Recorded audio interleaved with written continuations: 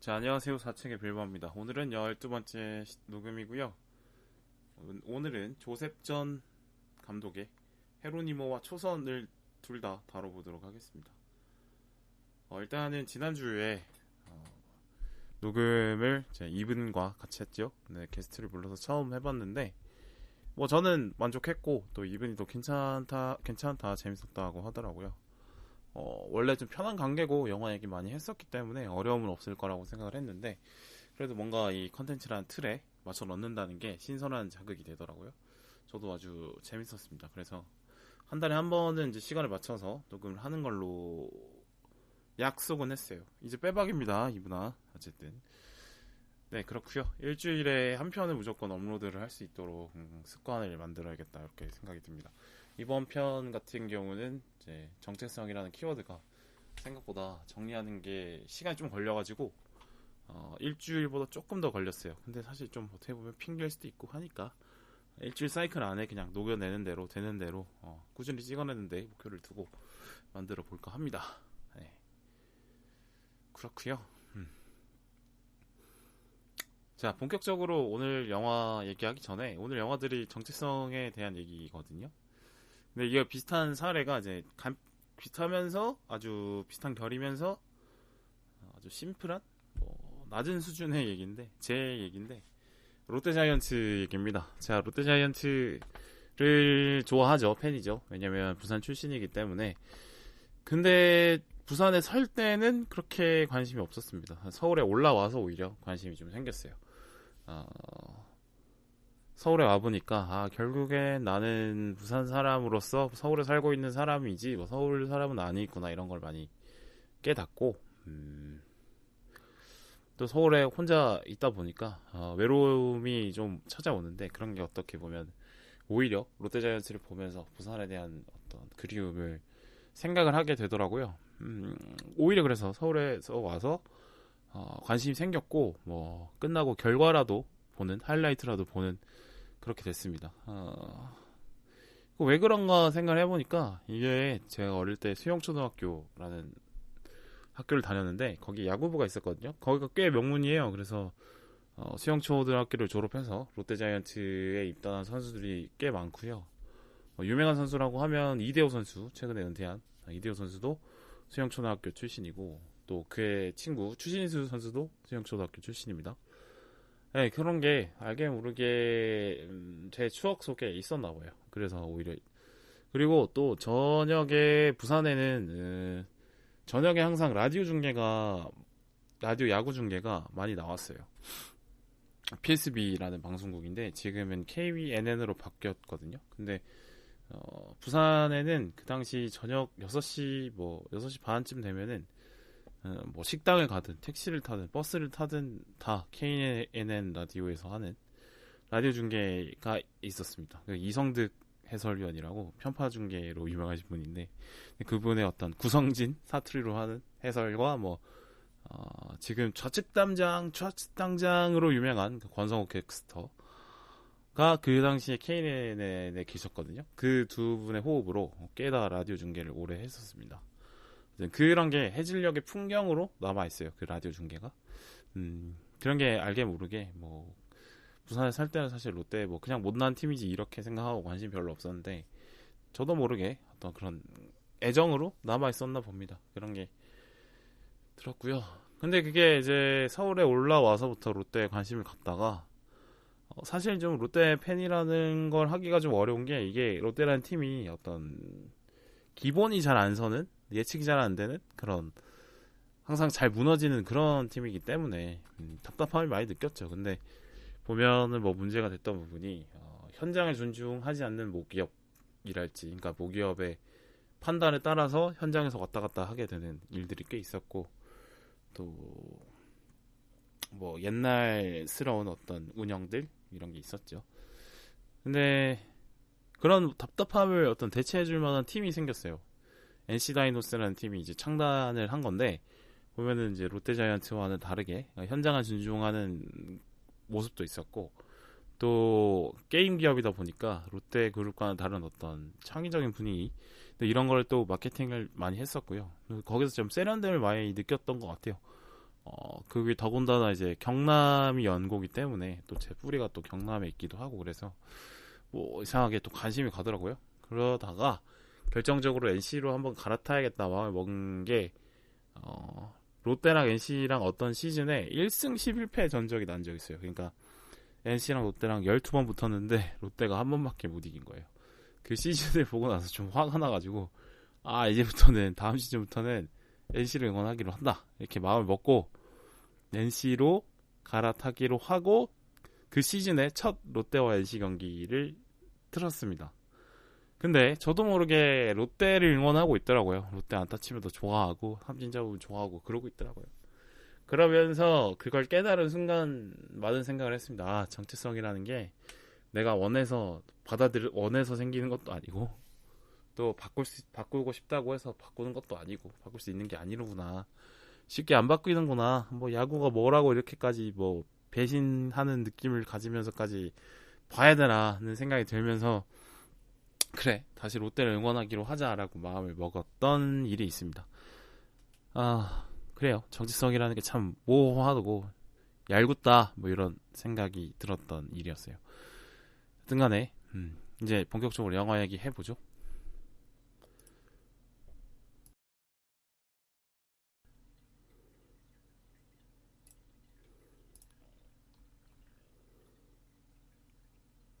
자, 먼저 말씀드린 영화는 헤로니모입니다. 헤로니모는 쿠바에 쿠바에 살았던 한인 헤로니모 임킴이라는 이분의 행적을 쫓은 다큐멘터리입니다.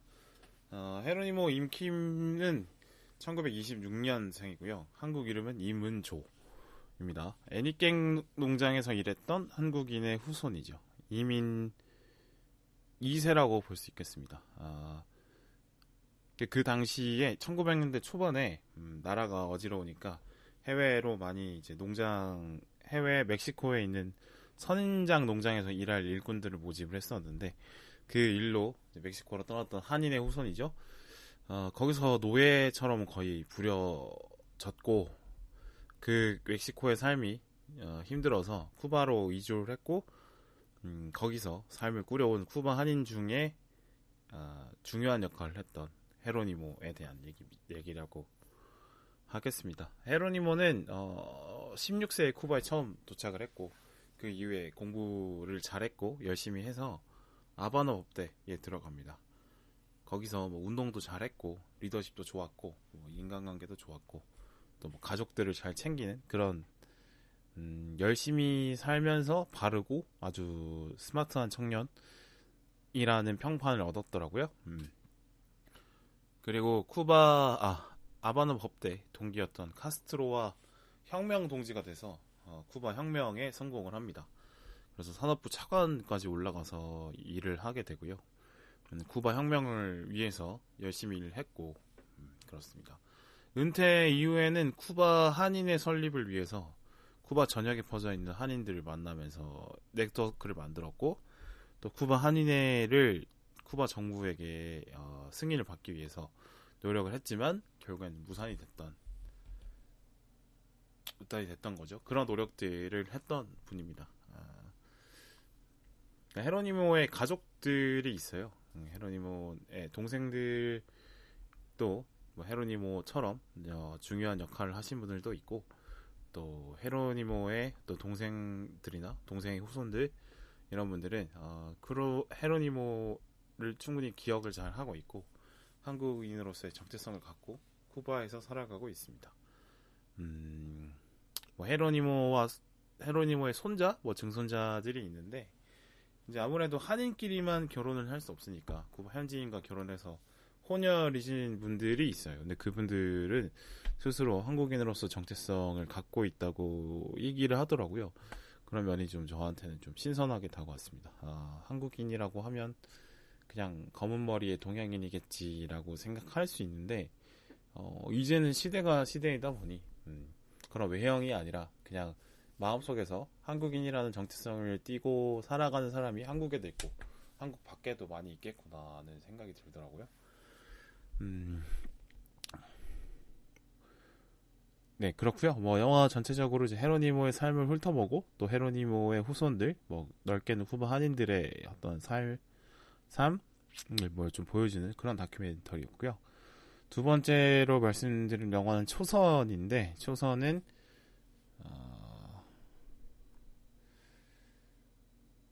그 92년에 4.29 LA 폭동이라고 LA에서 그 로드니 킹에 대한 판결에 반발하는 흑인들이 폭동을 일으켰고 그 흑인의 폭동의 그 불길이 한인타운에 주로 많이 번져서 한인들이 많은 피해를 입었고 또 한인들이 그거에 대항하기 위해서 스스로를 지키기 위해서 뭐 자경단을 꾸렸고 뭐 며칠 안에 이제 그 그래서 스스로를 방어했던 그런 사건이 있는데 그 사건에서 깨달음을 얻어요 한인들이. 결국에는 우리 스스로를 대표할 정치인이 필요하구나. 이렇게 대표할 정치인이 없다 보니까 제대로 된 어떤 입장을 표명하지도 못하고 제대로 된 보상을 받지도 못하고 치안을 보장받지도 못하는 그렇고 있구나라는 걸 깨닫습니다. 그러니까 미국에 살고 있는 한국인이지 미국인이 되지 못했다라는 생각을 하게 된 거죠. 그래서 그 폭동 이후에 한인을 대표할 한인 정치인이 필요하다는 판단하에 많은 한인들이 하원 의원 선거에 도전하게 됩니다. 아무래도 뭐 다른 어떤 한인이 아닌 사람이 한인의 표에 관심을 갖고 뭐 관심을 가질 수는 있죠. 그런데 한인이 아닌 사람이 한인을 진심으로 대표할 가능성은 좀 떨어지니까 이건 어떻게 보면 너무 당연한 일이죠. 네.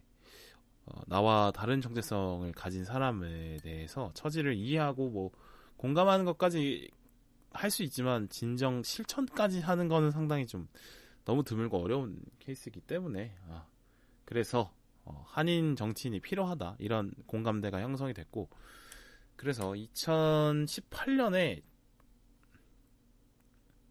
2018년에 아니고 2020년 선거에 연방 하원 의원 선거에 5명의 한인이 도전하게 됩니다. 크게 이 영화의 주인공이라고 할 수 있는 데이비드 킴 후보가 있고요. 그리고 데이비드 킴 이외에 4명의 후보가 있습니다. 먼저 데이비드 킴 이외의 후보 4명에 대해서 먼저 설명을 드릴게요. 공화당 후보 2명, 민주당 후보 2명입니다. 공화당 후보는 영김 그리고 미셸 박스틸이라는 분이고 민주당 후보는 메릴린 스트릭랜드와 앤디 킴입니다. 공화당 후보로 나오신 분들의 공통점과 민주당 후보로 나오신 분들의 공통점이 있더라고요.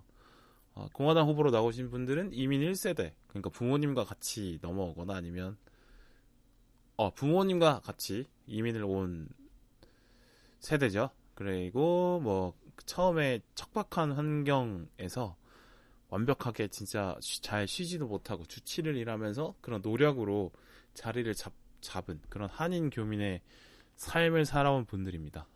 그리고 한인 교회의 영향을 많이 받으신 분이죠. 그러니까 한인 교회의 커뮤니티를 통해서 한인들이 서로 돕고 또 자리를 잡는데 영향을 끼쳤기 때문에 한인 교회의 어떤 보수 기독교적인 성향을 많이 갖고 계신 분입니다.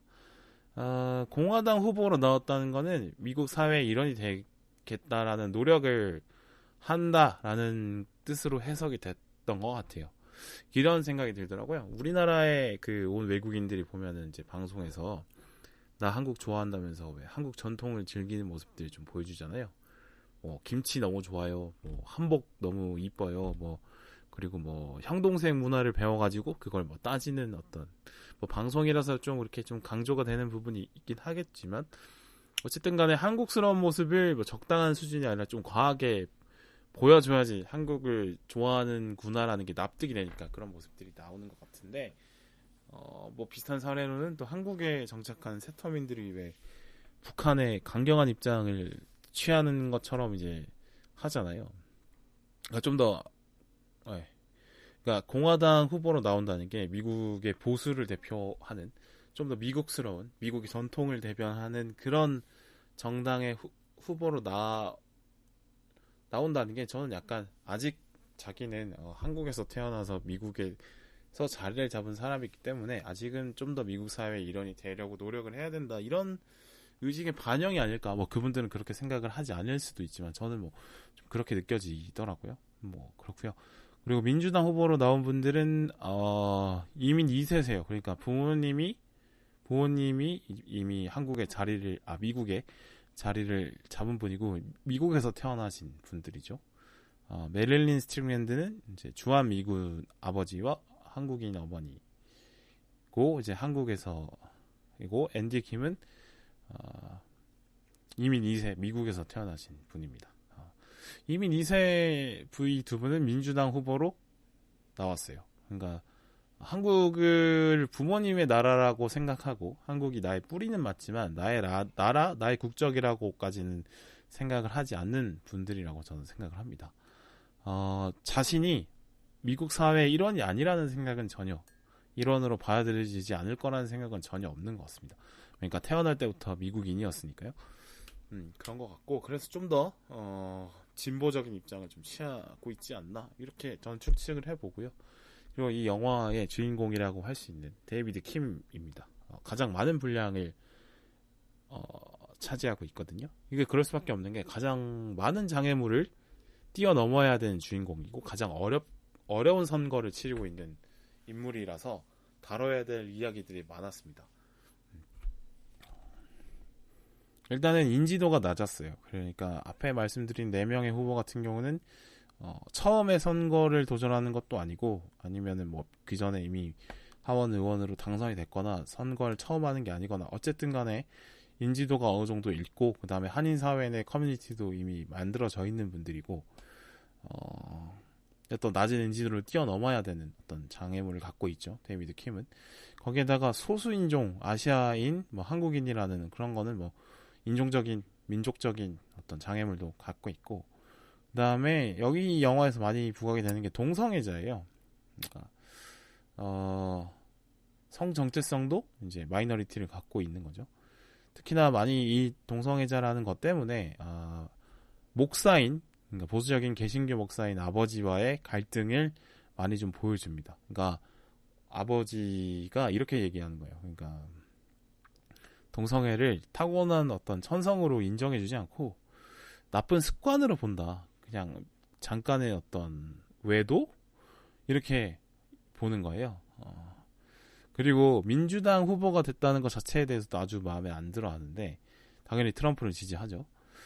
민주당을 사회주의로 이끌어갈 미국을 사회주의로 전복할 위험을 가진 정당으로 갖고 생각하고 있는 그런 분이고 이런 말도 하더라고요. 데이비드 킴이 민주당에 들어가서 민주당의 의원으로 당선이 돼서 민주당의 좌파적인 성향을 좀 바로잡을 수 있는 기회를 하느님이 주신 것 같다. 뭐 이렇게 보실 정도로 상당히 보수적인 입장에서 보수적인 입장을 가진 분이죠. 이런 어떤 많은 장애물이 있는 후보인데 그럼에도 가장 어떤 진심 어린 참여를 많이 이끌어낸 후보입니다. 데이비드 킴의 상대 후보는 기업 후원을 받아서 선거 자금을 활용을 하기 때문에 돈으로 많은 선거 운동을 하고요. 그 영화에 따르면 데이비드 킴이 선거 자금으로 쓴 비용의 30배를 상대 후보가 사용을 했다고 하더라고요. 그리고 또 상대 후보보다는 데이빗을 위해 뛰는 어떤 자원봉사자의 수요가 더 많았다. 이렇게 나오더라고요. 이 영화의 내용은 이제 이 5명의 한인이 이제 하원 의원 선거에 도전하는 모습, 그리고 어떤 생각을 갖고 있고, 어떤 활동을 하는지, 이런 거를 이제 잘 보여주는 그런 영화라고 볼 수 있겠습니다. 근데 선거 결과는 이제 데이비드 킴 빼고는 다 연방 하원에 진출을 했고요. 데이빗만 실패를 했습니다. 그렇고 민주당 2명, 공화당 2명 이렇게 된 건데 정당은 다르지만 여성이나 아시아인 인권 문제 같은 경우는 공동 대응하는 그런 연대를 한다 이런 내용으로 마무리가 되는 영화입니다. 이 영화를 보면서 정체성에 대한 고찰을 하게 되더라고요. 정체성이란 무엇인가? 이렇게 고민을 하게 됐습니다. 오랜만에 이런 고민을 좀 해보게 되는 것 같아요. 저 같은 경우는 이제 부산 출신인데 서울에서 혼자 살고 있기 때문에 이런 어떤 고민들을 하게 되는 것 같긴 한데요. 고민을 해보니까 정체성이라는 게 선택 불가한 것, 선택 가능한 것으로 나뉘는 것 같아요. 물론 뭐 구분이 모호한 것도 있겠죠. 스스로 선택하지 못하는 정체성도 있잖아요. 태어나자마자 정해지는 것들, 인생 초반에 정해지는 것들, 가족, 그다음에 뭐 지역적 배경, 그다음에 당연히 그러다 보면 친구들도 그렇게 정해질 거고 친척들도 그렇게 정해지겠죠. 뭐 어떻게 보면 정치적 성향까지도 타고나게 되는 것 같습니다. 저 같은 경우는 이제 뭐 가족, 친척 전부 다 경남, 부산 경남에 주로 살고 계시고 지역적 배경 다 경남이고 친구도 다 경남이죠. 그리고 뭐 어릴 때 당연히 보수적인 색채에 대한 이야기들을 어른들로부터 많이 듣곤 했습니다. 네. 이런 것들은 사실은 이제 대체가 안 되죠. 그러니까 이런 가족, 지역, 친구 뭐 이런 것들이 저의 어떤 기본적인 세계관을 구성하는데 성별도 제가 선택할 수 없는 정체성 중에 아주 중요한 거라고 볼 수 있겠네요. 이런 것들이 기본적인 세계관을 구성을 하게 되는 것 같아요. 그러니까 경상도 남자로서 갖고 있는 어떤 화법들, 뭐 습관들, 일처리 방식 이런 것들이 있죠. 그러니까 기본적으로 좀 직설적인 화법을 좀 좋아하고 관계가 이제 꿍하고 애매하게 유지되는 거 싫고 할 말 있으면 하고 뭐 꿍한 거 있으면 빨리 풀고 이런 거 좀 좋아하는 이런 게 좀 있게 되는 것 같습니다. 네. 또 스스로 또 선택할 수 있는 정체성들이 있어요. 뭐 예를 들어서 뭐 학교 또 어디로 진학할지는 뭐 고등학생 이후로는 그래도 스스로 선택을 하려면 할 수 있으니까 물론 뭐 부모님의 뜻이 많이 반영이 되긴 하죠. 학교 아니면 뭐 대학교 생활하면서 선택한 동아리, 뭐 회사를 어떻게 갈지, 진로를 어떻게 잡을지 이런 것들은 선택을 할 수 있는 정체성이라고 볼 수 있을 것 같아요. 뭐 비교를 해보자면 선택할 수 있는 정체성과 선택할 수 없는 정체성을 비교를 해보자면 당연히 선택할 수 없는 정체성이 강력합니다. 그러니까 타고난 거는 대체가 안 되죠. 가족을 대체할 수 없으니까, 나의 성별을 대체할 수 없으니까. 근데 이런 제가 선택을 할 수 있는 것들은 금방 대체가 가능합니다. 예를 들어서 뭐 대학교 때 인연들을 뭐 저는 열심히 만나고 있긴 합니다만 제가 뭐 마음 먹고 안 만난다고 하면 안 만날 수도 있는 거죠. 그렇게 되는 거죠. 그냥 뭐 나는 이 사람들보다는 뭐 다른 어떤 그냥 사회에서 만난 사람들과의 유대관계를 더 중요시하겠다 이러면은 대학교들의 인연은 사라지고 뭐 다른 인연들로 대체가 될 거고 동아리도 마찬가지죠. 뭐 제가 동아리 뭐 여러 개를 했는데 그 중에 가장 마음에 드는 동아리만 열심히 하고 좀 애매했던 동아리도 뭐 그런 동아리들은 제가 그냥 뭐 적정한 관계를 유지하고 아니면 안 만나거나 이렇게 되면 또 안 만나질 수도 있는 거죠. 뭐 회사 이런 건 뭐 당연히 마찬가지고 한 회사 오래 다니지도 않았고 이렇게 왔다 갔다 하다 보면 회사원으로서의 정체성도 결국에는 요즘 시대에는 그렇게 크지 않으니까 당연히 선택할 수 있는 정체성이라고 볼 수 있겠습니다. 네. 그러니까 타고나면서 정해지는 정체성보다는 대체 가능성이 많다는 거. 내가 이 정체성을 선택했을 때 내가 더 빛이 날 것 같으면 그걸 선택을 하는 거죠. 뭐 반지 끼듯이 귀걸이 끼듯이 이렇게 되는 것 같습니다. 내가 이 모임의 정체성, 내가 이 모임에 속해 있다는 게 좋으면 그 모임 열심히 나가서 그 정체성을 꾸준히 유지를 하는 거고 마음에 안 들면 안 가는 거죠. 그러니까 뭐 옷 고르듯이 말이죠. 그런데 어떻게 보면 시간을 따지고 보면 제가 부산 사람이라고 스스로를 생각하고 그렇게 살고 있지만 실제로 부산에 산 기간은 인생에 있어서 3분의 1 정도밖에 안 돼요. 그러니까 서울에 올라온 지도 오래됐는데 그럼에도 불구하고 스스로를 부산 사람이라고 생각한다는 건 어떤 타고난 배경을 제 스스로가 대체가 못한다고 생각을 하는 것 같습니다. 이 당연한 거죠. 어떻게 보면 나의 세계관을 이미 형성을 해 놓은 것들이니까 네, 그렇게 되는 것 같아요. 근데 정체성에 대해서 또 생각을 해보니까 동문회라는 어떤 특별한 조직 어떻게 보면 그거에 대해서 한번 생각을 해봤어요.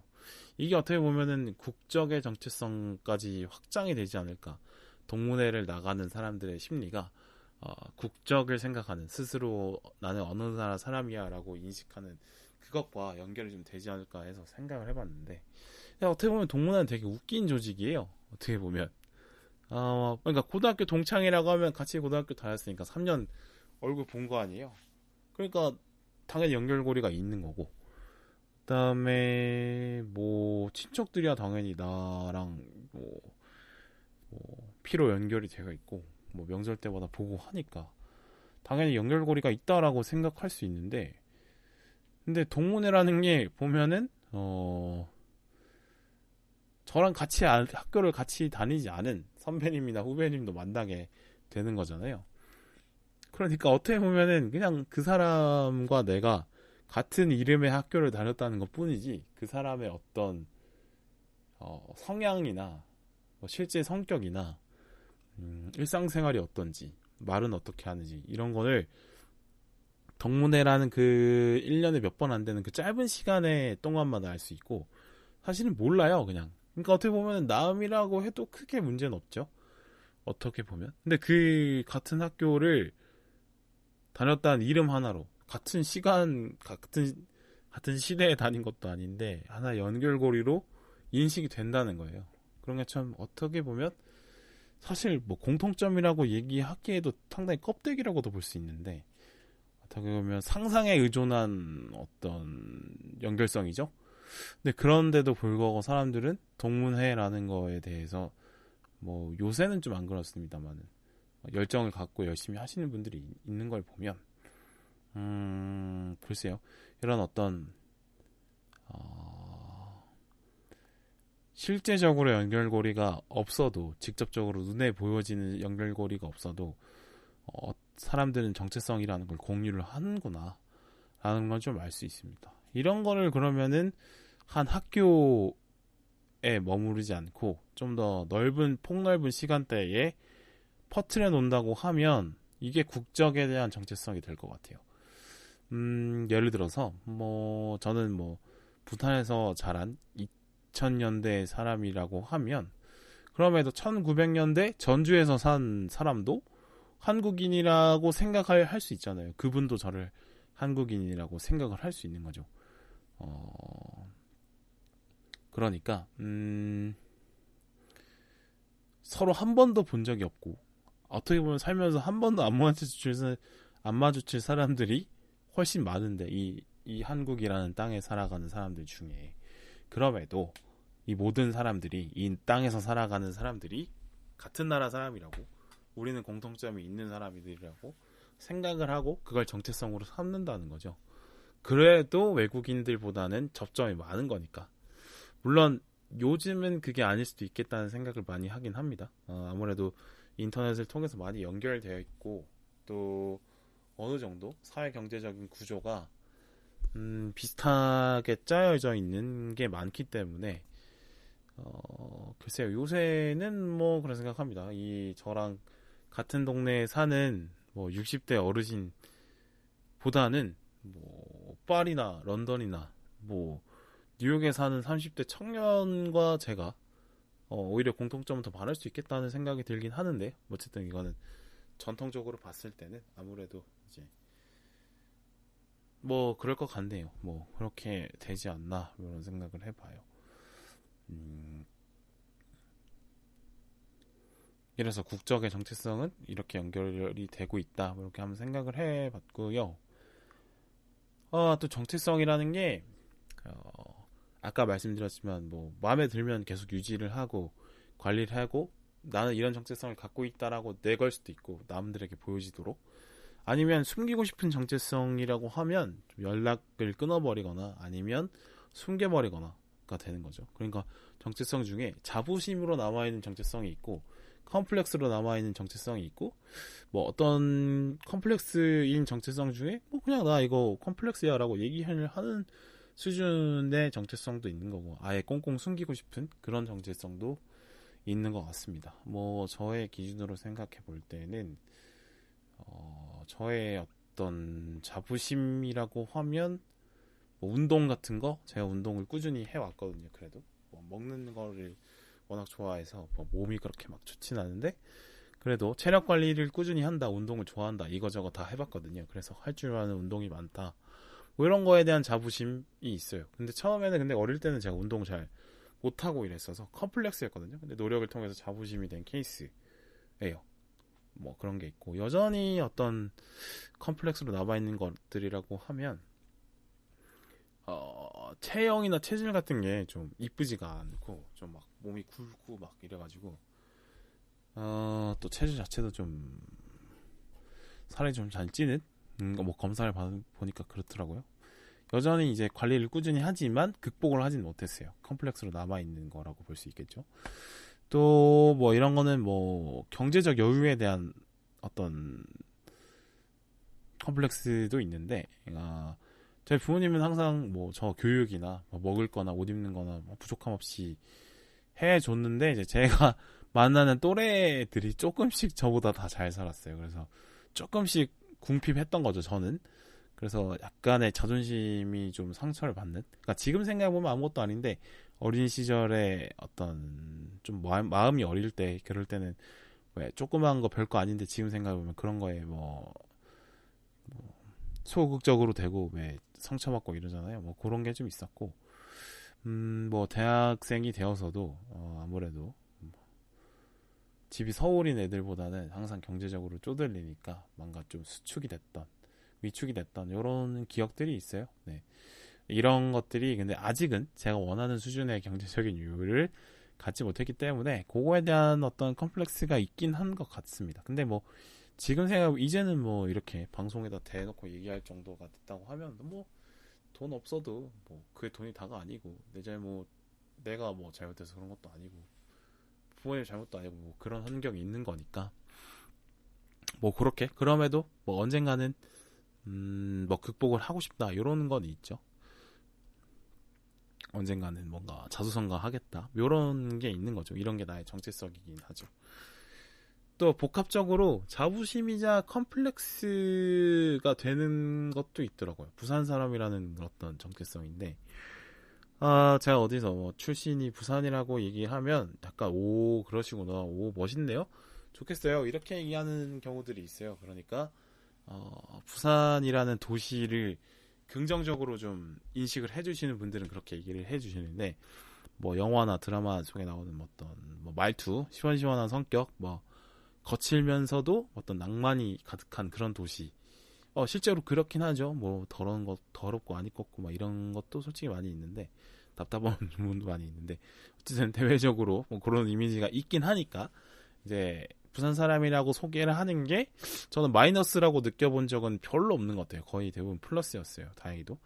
그런데 사실은 뭐 그거 하나고 서울에서 부산 사람으로 혼자 살아간다는 거는 결국에는 이제 외진이라는 건데 뭐 그런 어떤 지금은 많이 익숙해졌지만 뭐 서러움, 외로움들이 많이 있죠. 뭐 외로움이야 당연히 뭐 이런 거고 뭐 아플 때나 뭐 힘든 일이 있을 때 웬만하면 혼자 해내야 될 때 이거는 뭐 이제는 너무 당연한 일이어서 뭐 서글프지도 않지만 어떻게 보면은 집이 서울인 친구들은 부모님의 도움이나 친구들의 도움을 쉽게 얻을 수 있으니까 이런 게 어떻게 보면은 뭐 그런 부분이 좀 있고 당연히 뭐 경제적인 힘듦, 뭐 매달 월세가랑 밥값이 나간다는 거 이런 거, 뭐 그런 것들이 있죠. 뭐 도움을 청할 때도 좀 더 그러니까 조심해서 생각을 고려해서 도움을 청해야 돼요. 그러니까 친척이나 어릴 때 봤던 친구들처럼 이렇게 언제든지 도움을 청하기보다는 어느 정도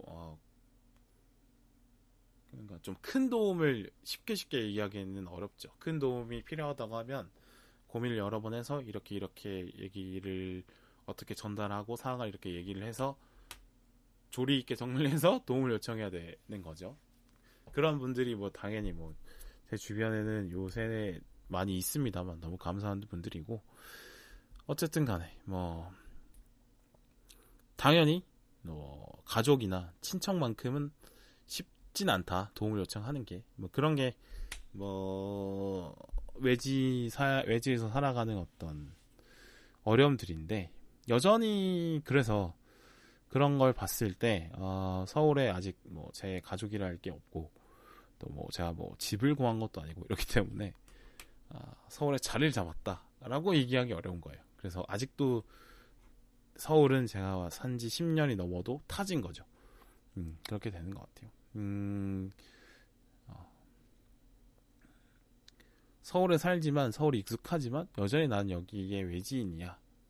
내가 여기서 어느 순간 없어져도 아무도 모르겠지, 이런 생각을 하긴 해요. 그러니까 부산 사람이라는 게 어떤 자부심이기도 하면서 어떤 극복해내고 싶은 어떤 이런 어려움, 외로움들은 언젠가는 겪지 않겠지라고 말할 수 있는 그런 날이 오기도 기다리기도 하고, 이런 서울에 사는 부산 사람이라는 어떤 저의 정체성은 자부심이자 컴플렉스가 되기도 하는 것 같습니다. 그냥 문제는 뭐 모든 자기를 구성하고 있는 정체성이 전부 다 자부심, 남들에게 자랑할 수 있는 것들이라고 하면 너무 뭐 행복한 인간이겠죠. 근데 저는 모든 사람이 그렇지는 않을 거라고 생각해요. 자기를 구성하고 있는 여러 정체성 중에 숨기고 싶은 것들이 있겠죠. 네. 그런데 이제 컴플렉스로 남아있는 정체성들이 얼마나 좀 심각하고 어느 정도 많은지, 이런 게 어떻게 보면 그 사람의 타고난 행복과 불행을 결정할 수 있겠다라는 생각을 하긴 했어요.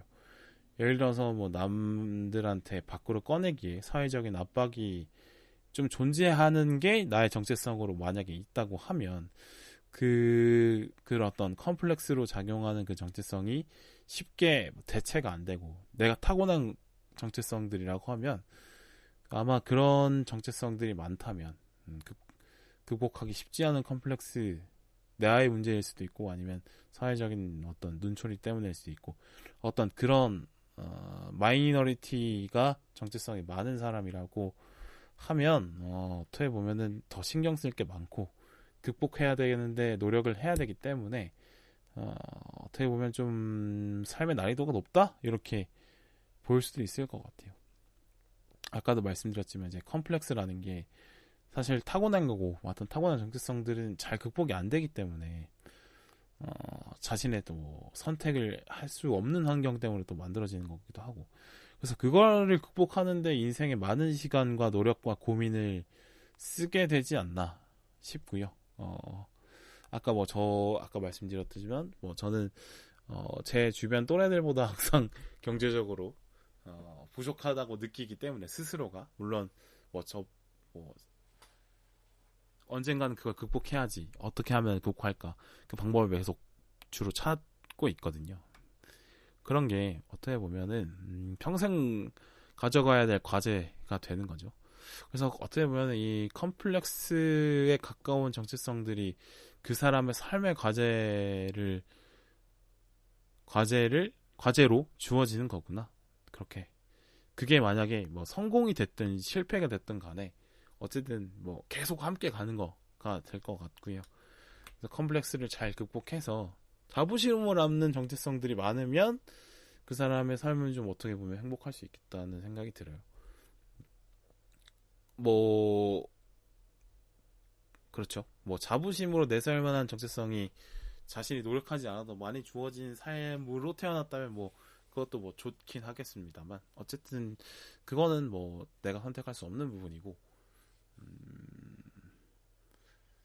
나의 정체성 중에 컴플렉스라고 느끼는 것들을 인생의 시간을 통해서 많이 극복해내면 뭐 자기 스스로 만족을 많이 할 수 있지 않을까, 이런 생각을 해봅니다. 네, 뭐 정체성에 대해서 이런저런 제 생각을 얘기해봤고요. 말하면서도 모함이 많이 느껴져요. 막 수많은 생각들이 스쳐갑니다. 정리가 쉽지 않아요. 어쨌든 헤로니모와 데이비드 킴, 이게 이 영화들의 주인공인데, 이 두 사람은 해외에 사는 한국인이라는 공통점은 있지만 어떻게 보면 냉정하게 따져보면 그들이 이겨내보고 싶었던 어떤 마이너리티는 좀 다른 성격인 것 같습니다. 헤로니모가 이겨내고 싶었던 스스로의 정체성, 마이너리티는 결국엔 민족인 것 같고요. 데이비드 킴이 이겨내보고 싶은 마이너리티는 한국인이라는 정체성 때문에 고민한다기보다는 어떤 아시아 인종이라는 거, 그리고 동성애자라는 성적 지향, 그거를 극복해내고 싶은 것 같고요. 조금 그래서 결은 다르다라는 생각이 듭니다. 뭐 일단 헤로니모에 대해서 얘기를 해보자면, 사실 사회주의자 헤로니모가 민족 정체성을 쫓았다는 거에 대해서 한번 생각을 해볼 필요가 있거든요.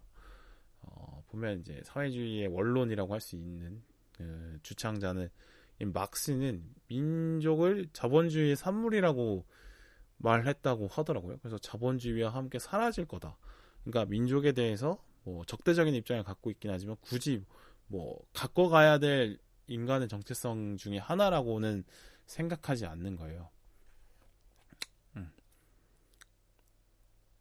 또 뭐 실제로 소련에서는 사회주의를 해치지 않는 선에서 뭐 민족 어느 정도 인정을 해주는 정도였다고 하더라고요. 뭐 자치공화국을 인정해준다든지 뭐 그런 수준에서요.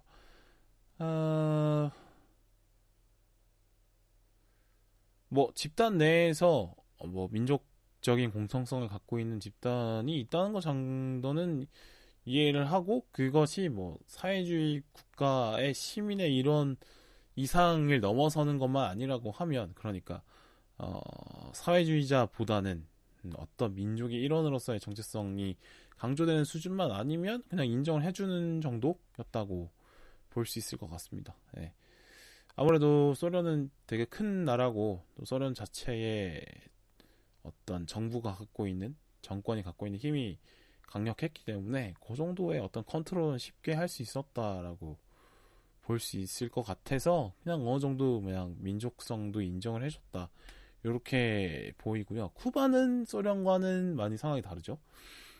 소련에 비해서는 정권의 힘이 불안불안했죠. 왜냐면 일단 나라의 자체 국토가 작고, 또 소련에 비해서 힘이 당연히 없을 거고, 왜냐면 미국 바로 옆이니까 언제든지 공작이 들어가서 뒤집을 수 있는 가능성이 충분히 있었고요.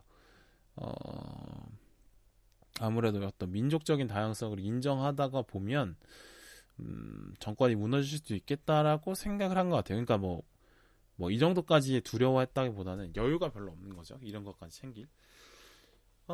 결과적으로 헤로니모는 사회주의 이념에 아주 충실한 인물이었다고 영화에서 소개가 되는데, 그럼에도 불구하고 스스로 사회주의자로서 믿었고, 또 사회주의자 동료들끼리 함께 일하면서 뭐 어떤 차별이나 이런 걸 느끼지 않을 거라고 생각을 했던 것 같은데, 결과적으로는 헤로니모가 아시안으로서, 한국인으로서 보이지 않는 벽에 부딪히지 않았을까라고 저는 한번 추측을 해봐요. 이거는 영화에 나오는 내용은 아닙니다. 제 그냥 추측인데, 아무래도 쿠바에서는 라틴 계열의 사람들이 많으니까 결국에는 아시아는 비주류니까 거기에 대한 어떤 벽을 느끼고, 그래서 사회주의 저하로서 열심히 살았지만 말년에는 한국인으로서의 정체성, 한인회를 만들기 위해서 좀 노력을 하지 않았을까, 이렇게 저는 뭐 추측을 한번 해보고요. 인간이라는 게 결국에는 아직도 외형이 다른 사람에 대해서 인식을 좀 구분을 짓잖아요. 외형이 나와 비슷한가 아닌가로. 아직까지 이제 쿠바에서 만약에 한국인이 있다고 하면 대부분의 사람이 자기 친척 정도를 제외하고는 다 외형이 다른 사람들이니까, 나와는. 그러면서 알게 모르게 어떤 불안감이 있지 않았을까? 아니면 내가 좀 더 노력을 더 해야 된다, 인정을 받기 위해서. 어떤 그런 압박감들이 좀 있었을 것 같아요. 인간이라는 게 아직도 뭐 요새 인간은 뭐 다양한 인종과 함께 살고, 그리고 정말 많은 사람들을 인생에서 들어왔다가 나갔다가 하지만, 많은 인연들이 들어왔다 나갔다가 하지만, 아직은 뭐 인간의 뇌나 신체가 아주 그 옛날에 진화된 형태로 남아있기 때문에 아직까지 그러니까 외형적인 동질성이 별로 의미하는 게 없어서 거기에 아직도 큰 의미를 부여하도록 뇌가 설계되어 있는 것 같고, 뭐 일단 나와 다른 존재는 외적 모양이 다른 존재는 일단은 경계하도록 세팅이 되어 있는 게 아닐까. 일단 나랑 생김새가 다르면 나의 적일 가능성이 높다라고 치부를 하고 그래야지 생존에 더 유리하지 않을까. 요렇게 아직은 뇌가 세팅이 되어 있다고 생각을 해요. 네. 일단 경계를 하면서 시간을 두고 나에게 해로운지 아닌지를 판단하도록 본능이 설정이 되어 있다고 생각을 합니다. 뭐 당연히 뭐 사회와 교육을 통해서 인간이라고 인정할 수 있는 외형들이 많아져 있고, 나랑 외모가 다르다고 해서 경계심을 내보이는 거 자체는 손해라고 이제 배우기 때문에 대놓고 막 경계심을 드러내지 않을 뿐이지, 본능적으로는 경계를 하고 있지 않을까. 그러면 길게 막 할까 싶고요. 길게 봐서는 나도 모르게 나와 외형이 다른 사람과 벽을 두고 외형이 비슷한 사람한테는 좀 더 친근하게 가는, 이런 게 아직 좀 많이 남아있지 않나 이렇게 생각을 해봅니다. 저도 마침 그런 것 같고요. 이런 게 어떻게 보면은 뭐 좀 딴 얘기인데, 인간이라는 종의 진화가 아직 사회나 기술의 어떤 발전 속도를 못 따라잡는 경우가 있다고 보는데, 뭐 그런 경우라고 할 수 있겠죠. 여전히 인간의 신체는 많이 걸어다니는 어떤 수렵에 좀 알맞게 신체가 구성이 되어 있어서 많이 걷는 게 건강에 좋도록 설정이 되어 있잖아요. 뭐 그런 것도 있을 것이고, 또 여전히 인종차별의 문제는 뭐 예전부터 있었던 문제지만 여전히 전 세계 각지에서 우리 한국에서도 나오고 있는 걸 봤을 때 아직 인간의 본능이 사회나 기술의 발전 속도를 못 따라잡고 있다. 뭐 이런 게 어떻게 보이고요. 어쨌든 이런 어떤 외형적으로 마이너리티에 속한다는 것 때문에 헤로니모라는 어떤 열정적인 사회주의자도 결과적으로는 자신의 뿌리가 중요하구나를 좀 뼈저리게 느꼈지 않을까라고 저는 생각해요. 네. 근데 자신의 정체성이라는 게 대부분, 그러니까 정체성을 구성하는 요소들 중에 큰 뿌리가 되는 것들은 스스로 선택을 할 수 없는데, 뭐 아까 앞에서 말씀드렸지만 뭐 가족을 바꿀 수 없으니까 우리 가족이 어떻게든 잘 되기 위해서 서로 애쓰고 끌어주고 안고, 가족이 나쁜 짓을 해도 끌어안고 가잖아요. 그런 게 어떠면 인지상정, 그러니까 그런 게 당연한 거죠. 헤로니모도 결국엔 그런 선택을 하지 않았나. 결국엔 나는 한국인이고 쿠바에서 한국인들이 잘 돼야 나도 잘 될 수 있겠구나, 이런 거를 좀 생각하지 않았을까 이렇게 보고요. 그렇다면 정체성을 좀 배신하는 게 그만큼 어렵다고 할 수 있는데, 정체성을 배신한다는 거 상당히 어려운 일인 거는 맞는 것 같아요. 뭐 제가 아까 앞에 롯데자이언츠 얘기를 했었습니다만, 보면은 예를 들어서 우리 역사에 그런 수많은 변절자들이 있죠. 친일파들 보면은 한국인이라는 정체성을 버리고 일본인이 되기로 선택한 사람들은 보면 결과적으로 수많은 한국인들에게, 동족에게 욕을 먹고 있잖아요. 그리고 조국을 배신하고 일본인이 되고 싶어서 일본이 되려고 노력을 해도 결과적으로 진짜 원래 일본인들에게는 사실 인정을 받지 못하는 거 영화에서 많이 보여지고 있죠.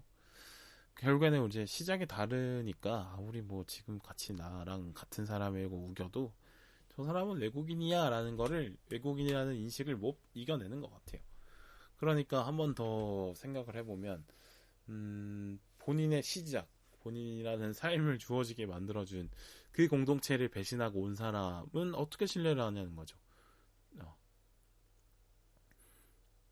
가장 가까운 사람들도 가까운 사람의 등을 돌리고 온 사람인데 그 사람을 내가 신뢰할 수 있겠어? 라는 생각을 하는 것 같아요. 그래서 배신자들이 결국에는 배신하고 간 곳에서도 환영받지 못하고 진심 어린 환영을 받지 못하고 또 배신을 하게 되는 뭐 이런 메커니즘이 아닐까 하는 생각을 해보고요.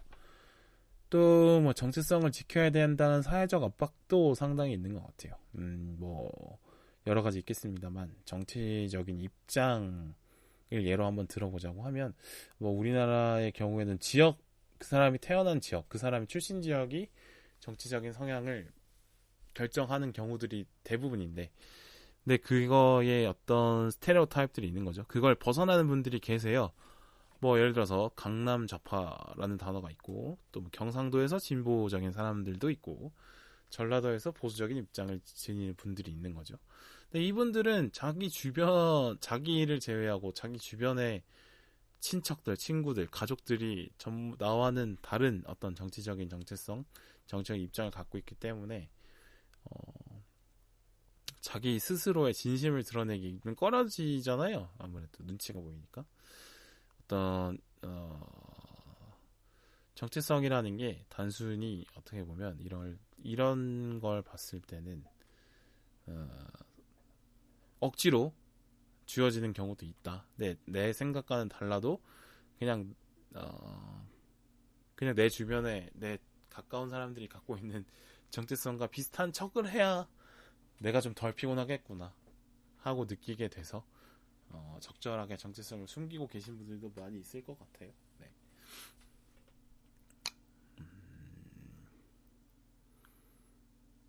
결과적으로 자신의 어떤 정체성 뿌리가 되는, 그러니까 선택하지 못하는 정체성을 갖고 있는 집단들이 잘 돼야 된다. 결국엔 그래야 된다. 그렇게 노력을 하게 되는 것 같은데 헤로니모도 이런 선택을 한 것 같고요. 뭐 예를 들어서 어떻게 보면은 수많은 사람들이 이런 정체성 때문에 목숨을 걸고 싸운 경우들이 많아요. 뭐 군인들, 뭐 전장에서 사라져간 수많은 군인들이 사실은 자기 목숨만 생각하면 투항하고 포기하고 도망가면 되는데, 그러면은 내 소속된 정체성이 더럽혀지기 때문에 끝까지 목숨을 내고 그걸 싸우잖아요. 뭐 독립투사 순국 선열위원들도 당연히 마찬가지고, 레지스탕스로 활동했던 사람들도 당연히 마찬가지인 거죠. 본인들의 어떤 생존, 목숨값보다 나의 정체성, 그리고 전체성이 존중받아야 되고, 나의 정체성이 표방하는 그 집단이 존중을 받아야 되는 거죠. 그러니까 내 나라가 잘 돼야 나도 잘 된다. 나는 어떤 이 구성원 중에 하나로서, 나의 정체성 중 하나로서 존재하고, 내가 속한 집단이 결국엔 잘 돼야지 나도 잘 되는 것밖에 안 된다라는 거를 알고 있는 것 같아요, 사람들은. 마찬가지인 거죠. 뭐 아까 했던 롯데 얘기를 좀 해보자고 하면, 뭐 저건 뭐 굳이 내가 야구팀이 우승하는 팀의 그러니까 강팀을 응원하기 위해서 제가 응원팀을 바꿔봤자 진심이 안 생기는 거죠. 내가 어느 순간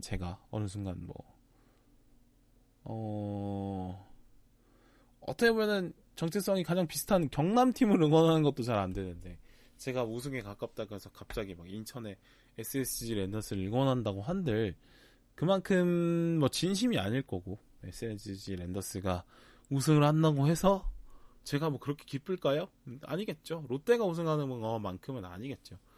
그러니까 나의 이야기가 있는, 나와 연결고리가 많은 그 팀이 이겨야지 결국엔 제가 즐겁고 행복한 거 아니겠습니까? 그리고 또 그런 어떤 응원을 하라고 시키면 당연히 롯데를 응원하라고 하는 게 저의 열정을 불러일으키는 거겠죠. 그런 거라고 설명할 수 있겠죠. 그래요. 뭐 이런 게 어떻게 보면은 그러니까 삶에서 어떤 삶의 전체 과정에서 노력해서 성취해야 되는 어떤 부분도 정해져 있지 않을까라는 생각을 하게 돼요. 그러니까 삶의 목표조차도 어떻게 보면 타고나는 것 같은 거 같아요. 그러니까 삶에서 노력을 투여할 대상, 그러니까 인생을 통틀어서 가장 달성해야 되는 목표도 어떻게 보면 타고나는 걸 수도 있겠다는 생각도 하게 되는데, 뭐 경제적인 부분을 한번 얘기를 해보자고 하면, 살면서 경제적으로 뭐 좀 부족함을 느끼지 않았다, 살면서 거의 느끼지 않았다, 이런 분들은 정말 잘 없을 거예요. 뭐 평범한 가정 그 이하, 대부분의 평범한 가정 혹은 뭐 그 아래 그 이하라고 하면 대부분 경제적 자유에 대한 어떤 필요성, 그러니까 내가 지금 돈이 좀 필요하거나 돈이 없어서 좀 불편하구나 하는 거를 빈도의 차이가 있을 수 있고 정도의 차이가 있을 수 있지만 어쨌든 대부분의 사람들은 느끼게 되죠. 그래서 많은 사람들이 나 싫어, 그런 어떤 돈이 없어서 서글픈 일이 없도록 대부분 열심히 사시잖아요. 저도 그렇고 마찬가지로. 그러니까 그런 어떤 경제적 안정이라는 목표가 세워지는 거죠. 그 목표를 위해서 뭐 공부도 열심히 하고 직장생활도 열심히 하고 이런 거고요. 그러니까 삶에 많은 시간을 투여해야 되는 그 목표가 주어지는 거죠. 평범한 가정에서 태어났다고 하면 대부분 사람들은 평범한 가정에서 태어나고요. 그런데 이런 경제적인 불편함을 전혀 느끼지 않고도 살아가는 친구들이 주변에 한두 명씩은 있잖아요. 그리고 앞으로 살면서도 그러지 않을 것 같은 느낌의 어떤 부유함을 갖고 있는 분들도 있는 거죠. 그러니까 어떻게 보면 그런 부분이 좀 그런 어떤 여유가 있는 분들에게서는 삶의 목표가 좀 다를 거라고 저는 생각을 하거든요. 좀 다른 쪽으로 뭐 자기 개발이랄지 아니면 스스로의 어떤 도야 아니면 그런 걸 예술적으로 풀어낸다든지 아니면 또 사회적인 지위 아니면 사회적인 존중 이쪽으로 풀릴 수 있는 거죠. 이미 경제적 자유는 갖고 있기 때문에 뭐 이런 생각도 한번 해봅니다. 네. 그렇고요. 데이비드 킴 얘기를 한번 해보죠. 데이비드 킴은 아까 헤로니모가 이겨내고 싶었던 마이너리티와 결이 다르다라고 생각을 하는데 데이비드 킴은 솔직히 한인으로서의 정체성 때문에 고민하진 않을 것 같아요. 스스로 미국인이라고 생각을 할 것 같거든요. 그냥 한국계 미국인 나는 그거에 대해서는 고민하지 않을 거라고 생각을 합니다. 뭐 아시안으로서 좀 느껴지는 어떤 벽들에 대해서 고민을 할 거고 자신이 동성애자기 때문에 그 정체성을 좀 고민하는 사람이라고 생각을 하죠. 네. 그런 걸 고민할 거지. 뭐 나는 어떤 미국에서 살아가는 한국인이 때문에 그 사람의 그걸 고민을 많이 할 것 같지는 않습니다. 저는. 미국이 아무래도 뭐 다양성의 나라라고 하지만 분명 권력이 어디 몰려 있는가를 보면 메인스트림이 존재하죠. 뭐 딱 잘라서 보면 뭐 고위 관료의 성분이 어떠한지, 뭐 유력 정치인의 출신 성분이 어떠한지, 뭐 100대 기업 CEO의 어떤 출신 성분을 분석해 본다고 하면 아마도 백인 남성 이성애자, 그다음에 뭐 대도시 출신, 뭐 좋은 대학교를 나왔고 또 전문직을 가졌고 뭐 이런 어떤 요소들로 꾸려지지 않을까? 이들이 뭐 미국 사회의 메인스트림이라고도 볼 수 있겠죠. 근데 이런 사람들은 사실은 자기 정체성 안에서 마이너리티를 잘 안 느낄 거기 때문에 이런 고민들은 잘 안 할 것 같아요. 근데 데이비드 킴은 여기서 아까 말씀 쭉 나열한 어떤 미국의 메인스트림의 어떤 정체성과 다른 요소가 있는 거죠. 아시안이다, 이성애자다라는 거. 데이비드 킴이라는 게 이 사람이 겪는 소수자적인 마이너리티 때문에 다른 마이너리티를 갖고 있는 사람, 그러니까 자신이 갖고 있는 마이너리티와 종류는 다르더라도 마이너리티를 갖고 살아가는 사람들의 마음은 이해할 수 있을, 충분히 더 잘 이해하는 사람이 될 거라고 생각을 해요. 똑같은 거죠. 어떤 어려움을 겪어본 사람이 다른 사람의 어려움을 종류가 다르더라도 이해할 수 있는 것처럼 그런 의미에서 데이비드 킴이라는 사람이 상당히 위대하다라는 느낌을 받았어요. 자신이 선택하지 못하는 그 마이너리티인 정체성, 아시안이다, 한국인이다, 그 다음에 동성애자라는 거. 그 사실 자신이 선택할 수 없는 거잖아요. 근데 그 정체성은 사실 미국 사회에서는 홀대를 받죠.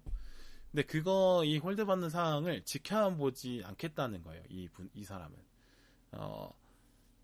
그러니까 내 정체성이 이러한 거 인정하고 남한테 밖으로 드러내고, 동시에 이 정체성이 나 같은 정체성을 갖고 있는 사람이 이 세상에 또 많고, 이런 정체성을 띠고 가는 사람들이 좀 더 대우받을 수 있는 세상을 만들겠다. 그런 세상으로 내가 바꿀 수 있다라는 믿음, 스스로에 대한 믿음이 동시에 갖고 있는 사람이라는 생각이 들었고요. 그래서 그에게 하원의원이 된다는 것, 그에게 있어서 선거라는 것은 자신이 갖고 있는 마이너리티를 스스로 인정하고 드러내고 극복하는 과정인 것 같아요. 그러니까 그 마이너리티라는 거에 대해서 스스로 드러내지 못하고 막 그거 때문에 괴로워하고 자기를 파괴하고 어떤 부정적으로 푸는 게 아니라 긍정적으로 꺼내고 표출하고 해결해 나가는 그런 멋진 사람인 거죠. 그 길이 얼마나 고난하고 힘든 걸 알지만 그냥 해보는 거죠. 그렇게. 당연히 힘든 일인 거고 고생이 따르지만 이거를 그냥 지켜만 보고 나의 마이너리티를 지켜만 보고 냅두는 것보다 그게 더 마음이 힘들다. 나는 그냥 나가서 이걸 갖고 투쟁하겠다. 싸우겠다. 나의 마이너리티도 더 이상 마이너리티가 아닌 세상으로 만들기 위해서 나는 투쟁하는 고통을 감수하겠다는 거죠. 네, 그런 게 오히려 진짜 멋있다는 생각이 들었고, 또 그걸 통해서 자신의 가족, 특히나 아버지에게 인정을 받고 싶어하는 마음도 충분히 당연히 있을 것 같습니다. 뭐 아버지를 바꿀 수 없으니까, 어머니를 바꿀 수도 없는 거니까 가족에게 인정을 받는 게 해피엔딩이라는 거죠. 데이비드 킴의 사례에서 보는 거는 배울 점은 스스로 마이너함이라는 건 누구에게나 다 있다고 생각을 하고, 그 느끼는 부분에 대해서 잘 이해하고 잘 드러내고 그걸 잘 소화해내면 어떤 그 사람의 삶을 열심히 살게 만드는 어떤 좋은 동기부여가 된다라고 느꼈어요, 저는. 그러면서도 한편으로 뭐 아까 앞에 나왔던 부유한 가정에서 태어난 사람과 그러지 못한 가정에서 태어난 사람의 어떤 삶의 목표가 좀 다를 수 있다, 이 얘기에서 비슷한 건데, 자신이 스스로 타고난 정체성 중에 이 사회에서 마이너리티에 속하는 게 없는 사람이 오히려 그래도 없는 사람으로 태어나는 게 그래도 좋지 않을까라는 생각을 해보는 거예요. 그러니까 다른 인생들보다 숙제가 적은 인생을 살게 되는 것 같아요. 그러니까 뭐 그런 말들 하잖아요. 부잣집에서 자란 아이가 구김살이 없다는 말을 한 것처럼, 뭐 마이너리티가 없는 삶, 자기 정체성을 해서 소수자에 해당하는 정체성이 없는 삶이 행복할지는 모르겠으나 불행할 일은 확실히 적을 것이다. 좀 더 안온하게 있을 가능성, 자신에게 스트레스를 줄 요소가 적긴 할 것이다. 불행할 가능성은 좀 적을 것이다 라고 저는 생각을 하고요. 근데 아까 말씀드렸다시피 컴플렉스를 잘 극복해내면 자부심이 되는 것처럼 자신에게 주어진 마이너리티가 적정하고 이겨낼만 하고 이겨냈다고 하면 어떻게 보면 또 삶을 풍요롭게 느끼는 뭐 그런 또 장치가 될 수도 있겠죠. 네. 좋은 영양분이 될 수 있겠죠. 잘 이겨낸다고 하면. 그러나 그걸 이겨내는 그 과정이 얼마나 고통스러울까를 생각해 볼 수 있어요. 그러니까 데이비드 킴 혼자 노력한다고 해서 동성애자에 대한 차별적인 시선이 없어지지 않을 거예요. 뭐 줄어드는데 일조를 하겠지만요. 혼자 돼서 할 수는 없는. 근데 그 사람이 잘못해서 주어진 것도 아닌데 데이비드 킴이 잘못해서 데이비드 킴의 잘못은 아닌데 데이비드 킴은 자신에게 자신이 속한 사회가 갖고 있는 동성애자에 대한 잘못된 시선을 바로잡는데 자신의 잘못은 아니지만 그거에 대해서 노력을 해야 되는 사람이 되는 거죠. 어떻게 보면 내 개개인의 삶을 봤을 때는 이런 마이너리티가 없는 삶이 어떻게 보면 불행하지 않을 가능성이 높아서 그러니까 이렇게 그러니까 데이비드 킴의 삶을 보면서 얼마나 힘들까. 그러나 최선을 다하고 있는 모습이 너무 짠하게 느껴졌어요. 네, 그랬어요. 그렇고요. 저는 뭐 데이비드 킴을 보면서 그런 힘든 길을 당당하게 선택하고 조금씩 해내가는 모습을 보면서 많이 자극을 받았습니다. 네. 뭐 제가 미국에 갈 일이 없기 때문에 만나긴 힘들겠지만 만약에 만나게 된다면 데이비드 킴 형 존나 멋있어요, 개 멋있어요 이렇게 하고 싶어요. 정말 그랬어요. 정말 멋있었습니다. 이게 데이비드 킴처럼 진짜 말도 안 되고 그냥 너무 어려운 과제인 게 눈에 뻔히 보여도 어떻게 보면 실패할 수 있어도 그런 도전을 하는 사람들에 의해서 세상은 조금씩 앞으로 굴러가고 있는 거니까요. 그런 사람들 때문에 이렇게 인류는 발전을 해오고 있는 거니까 그런 사람들의 도전을 또 응원하고 저도 그런 사람이 되려고 좀 반이라도 따라가 보려고 노력을 좀 해야겠다 이런 생각을 해봅니다.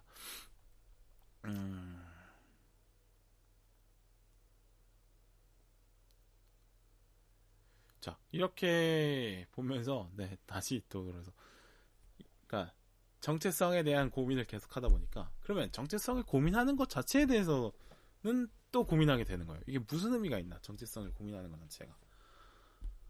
사실 오랜만에 이렇게 고민을 했던 것 같아요. 정체성이란 무엇이고 나의 정체성은 뭔지 그걸 고민해보는 거죠. 뭔가 외국에 살아본 적이 없고 그러니까 이 정체성에 대한 고민을 굳이 그러니까 내가 이질적인 존재라고 느껴지는 공간에 가야 스스로를 다시 돌아보게 되는 것처럼 그런 적이 없고 저는 그리고 제 정체성 중에 뭐 숨기고 싶은 건 없는 것 같아요. 네, 지금 와서는 숨기고 막 내가 이 정체성을 드러냈을 때 사회적인 비난을 받을 만한 건 없는 것 같아요. 그래서 헤로니모나 데이빗에 비해서 정체성에 대한 고민을 심각하게 할 일도 없는 거죠. 사실은 정체성 고민이 그렇게 많이 될까? 처음에는 그렇게 와닿지 않았어요. 근데 뭐 어쨌든 이 영화를 보고 이해하고 또 이 방송을 준비하면서 정체성에 대해서 생각해보고 고민해보고 정체성이라는 것 자체는 또 뭔지에 대해서 해봤는데 그 과정에 의미가 있긴 했었어요. 되게. 그러니까 오랜만에 스스로에게 스스로 너는 어떤 사람이냐고 물어보게 되는 것 같고 나는 어떤 삶의 궤적을 그려왔고 앞으로 어떤 삶을 꿈꾸는지 이거를 한번 생각을 해보게 되긴 하더라고요. 좋았습니다. 네. 그러니까 어른이 되면서 상당히 눈앞에 펼쳐진 과제나 책임이나 의무나 어깨에 짐들이 많기 때문에 사실 매일매일 어떻게 그 과제를 쳐나가는 거에도 힘들잖아요. 그 하루 모든 에너지를 모든 과제를 쳐내는데도 사실 에너지가 부족한데 근데 이렇게 오랜만에 스스로에 대해서 많이 생각을 해봐서 좋았던 것 같습니다. 이따금씩 이렇게 스스로에 대해서 생각을 해보고 나는 어떤 사람인지 앞으로 어디로 갈 건지에 대해서 고민을 해보는 거는 상당히 중요한 것 같았어요. 너무 고통스럽지 않았습니다. 이번에 오히려 되게 뿌듯했어요. 해보니까. 그래서 이따금씩 뭐 일까지는 아니더라도 가끔 이렇게 시간을 내서 스스로를 들여다보는 걸 한번 해봐야겠다. 꾸준히 뭐 이런 생각을 해봤습니다. 네, 그렇고요. 오늘 녹음 여기까지입니다. 목이 쉴 것 같아요. 어쨌든 다음 영화로 찾아오겠습니다. 감사합니다.